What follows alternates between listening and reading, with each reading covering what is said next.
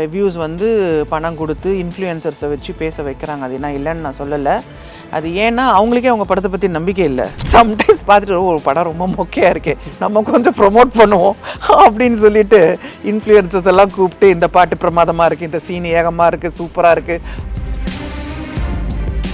இந்த expectation level வந்து அவ்வளோ இருக்கு, ஆனால் டிசப்பாயின்மெண்ட் வேற லெவலில் இருக்குதுன்றதுனால என்னன்னா ரொம்ப கடுப்பாகி ஒரு 4 நாள் ஓடுற படத்தை கூட 2 நாள் அனுப்பிடுறாங்க.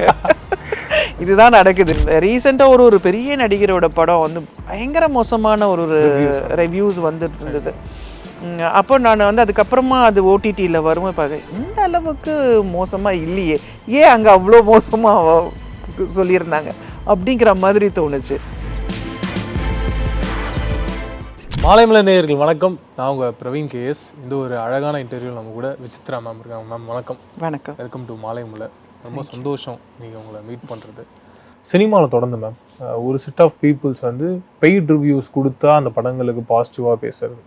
சப்போஸ் பே பண்ணலை அப்படின்னா அந்த படம் எந்த அளவுக்கு நல்லா இருந்தாலும் ஃபஸ்ட்டு ஷோ முடிஞ்சவொடனே பப்ளிக் ஒப்பீனியன்லேயே ஒரு செட் ஆஃப் பீப்புள்ஸ் இப்போ ரிவ்யூ கொடுக்கணுன்னே வராங்க. அது ஒரு டீம் தனியாக இருக்குது, இன்னொரு டீம் தனியாக நார்மலாக ரிவ்யூவர்ஸ் அப்படின்னே இருக்கலாம், இன்னொரு டீம் தனியாக டெக்ஸ்ட் ரிவ்யூஸ் மட்டுமே இருக்காங்க, அவங்க ட்விட்டர்ஸில் மட்டுமே வராங்க. இவங்க எல்லாருக்குமே பே பண்ணிட்டோம்னா உங்களுக்கு அந்த படத்தோட ரிசல்ட் பாசிட்டிவாக இருக்குது. சப்போஸ் பே பண்ணலை அப்படின்னா அந்த படத்தை நீங்கள் எந்த அளவுக்கு பெஸ்ட்டாக எடுத்திருந்தாலும் அதோட ரிவ்யூஸ் ஒஸ்ட்டாக இருக்குது. அண்ட் நிறைய ப்ரொடியூசர்ஸ், டைரக்டர்ஸ் இதை பற்றி பேசுகிறாங்க, எங்களுக்கு இது ஒரு பெரிய ப்ரெஷராக ஆகிடுது அப்படின்றத சொல்கிறாங்க. நீங்கள் சினிமாலேயே இருக்கீங்க, நீங்கள் அதை எப்படி பார்க்குறீங்க? இப்படி ஒரு சம்பவம் நடக்குதா? ரிவ்யூஸ் கண்டிப்பாக பண்ணுறாங்க. ரிவ்யூஸ் வந்து பணம் கொடுத்து இன்ஃப்ளூயன்சர்ஸை வச்சு பேச வைக்கிறாங்க. அது நான் இல்லைன்னு நான் சொல்லலை.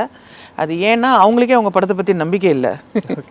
சம்டைம்ஸ் பார்த்துட்டு ஒரு படம் ரொம்ப மொக்கையாக இருக்கு, நம்ம கொஞ்சம் ப்ரொமோட் பண்ணுவோம் அப்படின்னு சொல்லிட்டு இன்ஃப்ளூயன்சர்ஸ் எல்லாம் கூப்பிட்டு இந்த பாட்டு பிரமாதமாக இருக்குது, இந்த சீன் ஏகமாக இருக்குது, சூப்பராக இருக்குது அப்படின்னு சொல்லி பேச வைக்கிறாங்க. உங்கள் படத்து மேலே உங்களுக்கு நம்பிக்கை இருந்துச்சுன்னா அதெல்லாம் தேவையே இல்லை ஆக்சுவலாக. ஏன்னா நீங்கள் என்னதான் நீங்கள் பணம் கொடுத்து நீங்கள் இன்ஃப்ளூயன்சர்ஸை வச்சு நீங்கள் பேசுகிறீங்கனாலும் முதல் காட்சிக்கு அப்புறம் உண்மையான ரிப்போர்ட் வெளியில் வந்துடும்.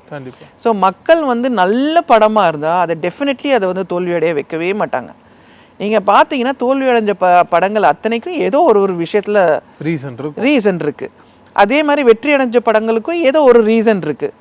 ஸோ இது இட்ஸ் நாட் பப்ளிக். நீங்கள் பப்ளிக்கை நீங்கள் இன்ஃப்ளூயன்ஸ் பண்ணி ஒன்றுமே ஆக போகிறது இல்லை. படம் ஒழுங்காக எடுத்தாக்கா படம் நல்லபடியாக தான் ஓட போகுது. மிஸ்லீட் பண்ணும்போது தான் இன்னும் கடுப்பாகிறாங்க மக்கள்.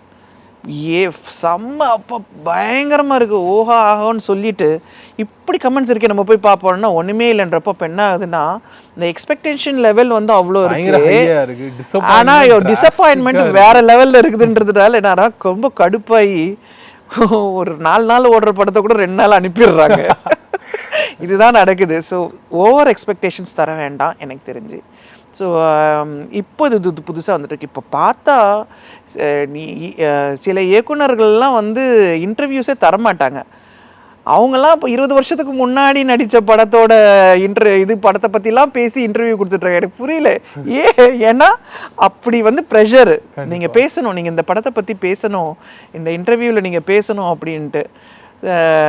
ரீசெண்டாக ஒரு பெரிய நடிகரோட படம் வந்து பயங்கர மோசமான ஒரு ரிவ்யூஸ் வந்துட்டு இருந்தது. அப்போ நான் வந்து அதுக்கப்புறமா அது ஓடிடியில் வரும்போது பார்க்க இந்த அளவுக்கு மோசமாக இல்லையே, ஏன் அங்கே அவ்வளோ மோசமாக சொல்லியிருந்தாங்க அப்படிங்கிற மாதிரி தோணுச்சு. ஏன்னா அது ரொம்ப மிஸ்லீட் பண்ணுது ஆக்சுவலாக இந்த கமெண்ட்ஸு. நம்மலாம் ஒர்க் பண்ண அப்போல்லாம் வந்து ஒரு Hindu, Times of India, Dinathanthi இந்த மாதிரி இதில் வந்து அழகாக ஒரு விமர்சனம் ஒன்று கொடுப்பாங்க. அந்த விமர்சனம் வச்சே நம்ம வந்து டிசைட் பண்ணிடலாம், ஓகே இந்த படம் ரொம்ப நல்லா போகும் போகாது அப்படின்ட்டு. ஏன்னா இப்போ ரொம்ப மிஸ்லீட் பண்ணுறாங்க மக்களை. நம்ம வந்து ரீசெண்டாக கூட ஒரு படத்தில் வந்து ஒரு பாட்டு இல்லைன்னு சொல்லி இப்போ பயங்கர பிரச்சனையாகிட்டு இருக்குல்ல. ஸோ எதுக்கு அப்புறம் அதை ப்ரமோட் பண்ணணும், ஏன் அவ்வளோ ப்ரமோஷன் பண்ணணும், அப்புறம் ஏன் அந்த பாட்டை எடுக்கணும்? You are giving disappointment to people. நீங்கள் அவங்களுக்காக தானே படம் பண்ணுறீங்க. ஸோ